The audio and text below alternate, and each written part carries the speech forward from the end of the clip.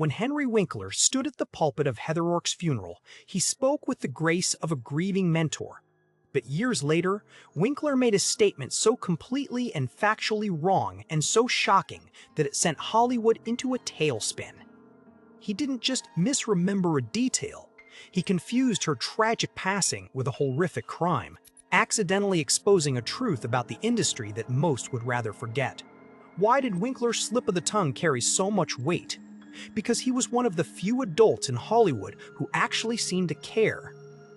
When he spoke those fateful words, it didn't just damage his own reputation. It tore open healing wounds and breathed new life into a vast web of dark conspiracies. To understand how a beloved television icon could make such a devastating error, we must look closely at the chaotic timeline of a tragedy that was already shrouded in Hollywood folklore. On January 31st, 1988, 12-year-old Heather O'Rourke began showing symptoms of what her family assumed was a simple flu. She was unable to keep food down and her fingers turned blue.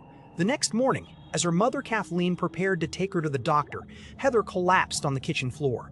Her heart stopped. Paramedics managed to resuscitate the young star before she was airlifted to the Children's Hospital in San Diego, but the damage was already done. On the operating table, during emergency surgery to clear an acute and life-threatening bowel obstruction, Heather suffered another massive cardiac arrest. She was pronounced dead at 2:43 p.m. on February 1st, 1988. Her cause of death was ruled as congenital stenosis of the intestine, complicated by septic shock. The news devastated the entertainment industry. Heather was the iconic face of the Poltergeist films. Her line, "They're here, forever," etched into cinematic history. Almost immediately, the public began whispering about the infamous Poltergeist Curse, pointing to her sudden death as yet another tragic casualty of the franchise. 4 days later, on February 5th, 1988, family, friends, and co-stars gathered at Forest Lawn Memorial Park for a private funeral service. Among the mourners was Henry Winkler. He was a close family friend who worked with Heather on Happy Days, where she played Fonzie's surrogate stepdaughter. Winkler served as one of the pallbearers, carrying the small casket of the girl he had mentored. He delivered an emotional eulogy, speaking of her bright spirit and the immense loss the world had suffered. Winkler was seen as a protector in an industry notorious for exploiting young talent. His deep connection to the O'Rourke family made him an authority on her life, which is why, years later, when he sat down for an interview and completely rewrote the history of her death, the world stopped and listened. The moment of complete escalation occurred during a routine retrospective television interview. When asked about Heather O'Rourke, Winkler did not discuss her medical tragedy. Instead, with absolute confidence, he stated that Heather had been severely abused by her father and that this physical and psychological trauma had ultimately driven her to commit suicide. The interviewer was stunned, and as the footage made its way to the public, a wave of horror washed over the industry. This was not a minor slip of the tongue from a distant colleague. This was a statement from a man who carried her casket. But the truth behind Winkler's claims was not a hidden conspiracy about Heather. It was something far more heartbreaking. Winkler had completely and utterly confused Heather O'Rourke with another child actress he had worked with, a little girl who had met a genuinely horrific end, Judith Barsi. Judith Barsi was an extraordinarily talented child actress, best known as the voice of Ducky in The Land Before Time and Anne Marie in All Dogs Go to Heaven. Unlike Heather, whose death was a medical tragedy, Judith lived in a literal chamber of horrors. Her father, Joseph Barsi, was an abusive, deeply paranoid alcoholic who subjected Judith and her mother, Maria, to years of physical violence and death threats. In July of 1988, just months after Heather O'Rourke passed away, Joseph shot and killed 10-year-old Judith and her mother in their sleep, set their bodies on fire, and then turned the gun on himself.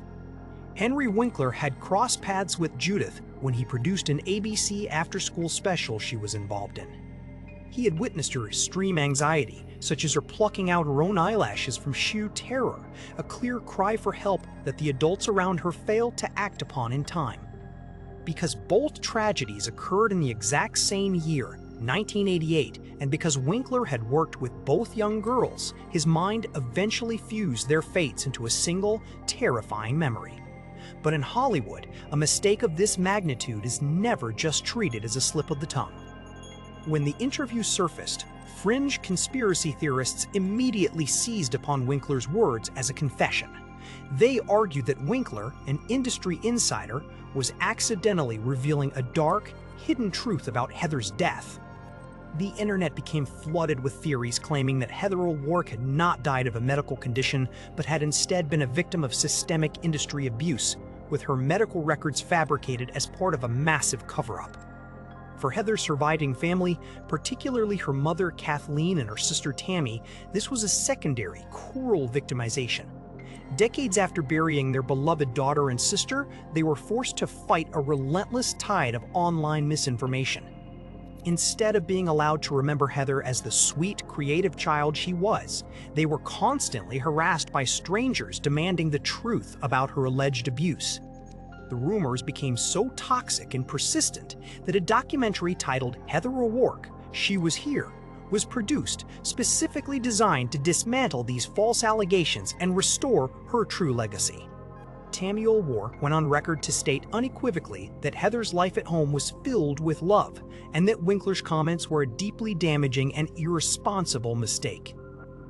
The tragedy is that the focus on these wild conspiracies completely overshadowed the real, documented horror of Heather's passing, a catastrophic failure of the medical establishment.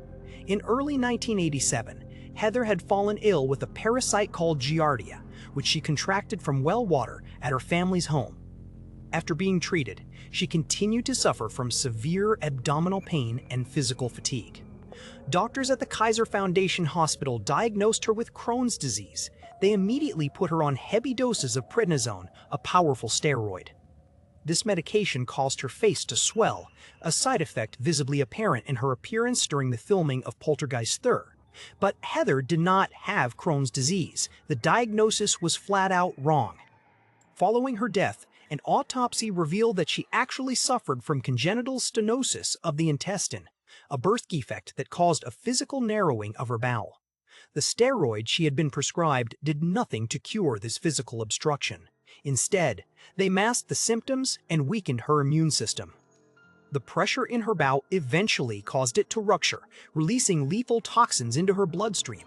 Her mother, Kathleen, filed a wrongful death lawsuit against Kaiser, arguing that a simple X-ray or a basic diagnostic test would have revealed the physical obstruction, and a routine surgical procedure could have saved her life.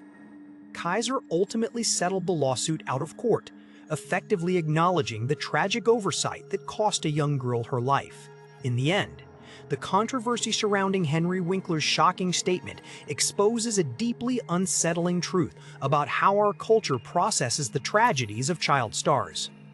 By treating these young lives as interchangeable pieces of Hollywood trivia, we strip away their humanity, blurring the line between a devastating medical oversight and a brutal criminal act.